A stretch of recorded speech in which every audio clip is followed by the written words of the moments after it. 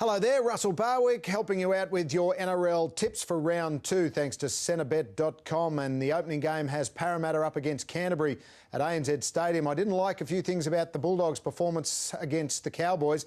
What I did like was Parramatta's performance against the Warriors. They were terrific, and I think Ricky Stewart's got them up and running very early, and I suspect that they'll continue with a win against the Bulldogs. St George and Brisbane, normally a blockbuster, but these two teams look to be in a bit of a rebuilding phase at the moment. I think the Dragons can get the Broncos, who ran out of puff in their opening game against Manly.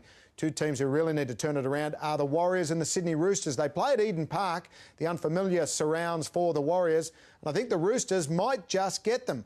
They were pretty average in their opening game, but they've had 10 days to get over it, and the Warriors were woeful against Parramatta, so I'm tipping the Roosters there. The best game of the weekend is the Cowboys and the Storm, Saturday night, Dairy Farmers Stadium. Make sure you've got a ticket to this one. Jonathan Thurston, re-signed for $5 million, worth every penny. Cameron Smith, Billy Slater, Cooper Cronk, you name it, it's going to be there. And I think the Cowboys can get the Storm, but I wouldn't be surprised if it went either way. Gold Coast and Canberra, going for the Gold Coast, but with no confidence whatsoever.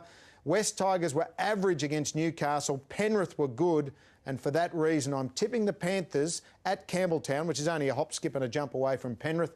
So I reckon they might be able to get the Tigers, and that will put them under enormous pressure, especially Benji Marshall. Manly take on Newcastle, both first-round winners. Newcastle probably one of the more impressive winners of the weekend. Manly were good in Brisbane, Fortress Brookvale, tipping the Seagulls to bounce the Newcastle Knights back up the F3 as losers. And South Sydney, well, Cronulla played with a lot of emotion in round one.